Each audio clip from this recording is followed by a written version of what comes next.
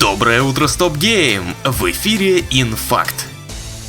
Создатели Life is Strange как-то давно уже не хайпуют, игры выпускают на любителя и ничего особенного от них уже почти никто и не ждал. А вот зря, потому что Banishers Ghosts of New Eden, говорят, получилась зачетной. Даже у нас на сайте Кирилл Волошин ей изюм поставил. А что говорят о проекте журналисты за бугром? Отличная игра, удивительный опыт, замечательная эмоциональная история. Banishers хвалит за атмосферу, глубоких персонажей и множество вариантов выбора, из-за чего игру хочется пройти снова, но в то же время исследовать окружающий мир неинтересно. Кого-то из рецензентов разочаровали побочные квесты, однообразные бои, а кто-то назвал историю затянутой. И все же, если усреднить, 80 баллов — это очень хороший результат. Короче, играть можно. Banishers Ghosts of New Eden доступна на ПК, PlayStation 5 и Xbox Series.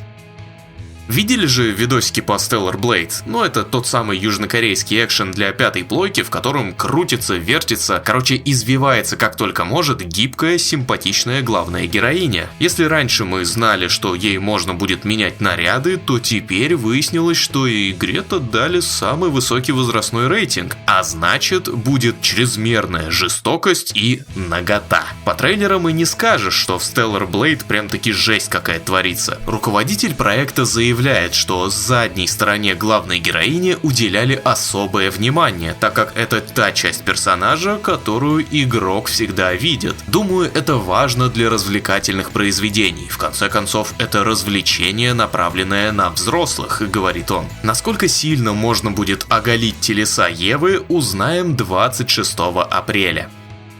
Не успели игроки насладиться свежим патчем для Escape from Tarkov, как его оперативно откатили обратно. Пользователи массово жаловались на ошибки, появившиеся в игре после апдейта. Сами разработчики не сообщают, что именно сломалось, но по словам тех же игроков, на крупных картах начала проседать производительность. Возник эребор с отдачей пистолетов, очень долгим стало ожидание начала игровой сессии и так далее. Также фанатам Escape from Tarkov не понравилось решение студии продавать расширение схрона и доступ к кооперативному тренировочному режиму за деньги. Глава разработчиков назвал две причины появления платных опций. Во-первых, из продажи убрали издание Edge of Darkness, а его функции нужно сделать доступными. А во-вторых, проекту уже 8 лет. Вы просто покупаете и играете в Tarkov вечно. Для такой игры это уникальная ситуация. В общем, вы все поняли.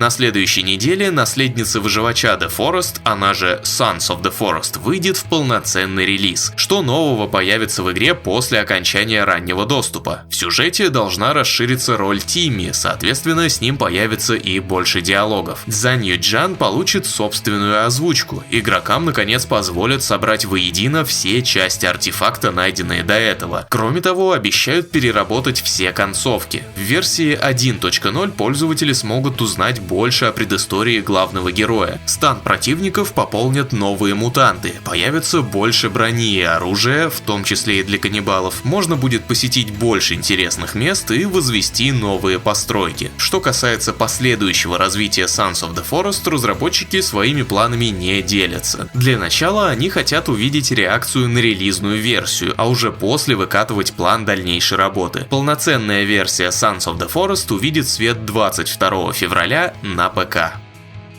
Девятый сезон Overwatch 2 настолько перелопатил геймплей игры, что ее стало просто не узнать. И, конечно, слом старых укладов вызвал бурю негодования среди фанатов, причем еще до того, как они успели поиграть в обновленный Over. Теперь все без исключения герои регенят здоровье, а сами хитпоинты увеличили у разных персонажей на 25-100 единиц. Все атакующие бойцы вместо пассивного ускорения после перезарядки теперь снижают скорость лечения у противника при попадании. Внесено множество изменений в хитбоксы, произошел перекос по части ролей конкретных героев в команде. Помимо прочего, полностью изменилось устройство соревновательного режима. Рейтинг всех игроков был сброшен и теперь будет обновляться после каждого матча, но сначала нужно завершить 10 калибровочных каток. На карте Джанкертаун наступила ночь и появились новые постройки. В тренировочных режимах появились новые командные задачи, где нужно сражаться против волн противников, защищать башни и прокачивать оборону. И, наконец, запустилось новое неканоничное кооперативное событие по мотивам древних ужасов, темы боевого пропуска 9 сезона.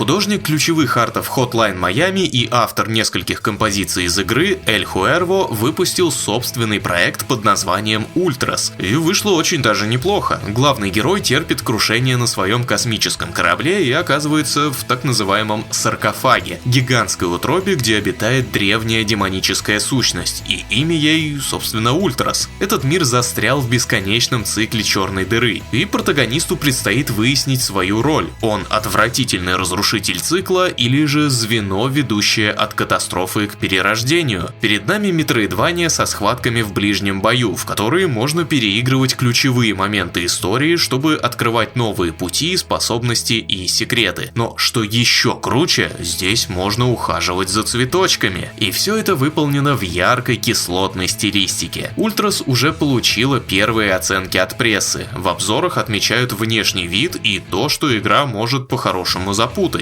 Однако впечатление от фантастической картинки портят недостатки геймплея на поздних этапах игры. И все же средний балл у игры 79 из 100, а 82% критиков рекомендуют Ультрас к прохождению. Игра доступна на ПК и PlayStation, но без русского языка. А на сегодня у меня все. Бегом на наш сайт, там вышел свежий выпуск истории серии The Elder Scrolls от Ивана Лоева. Приятного просмотра и хорошего дня!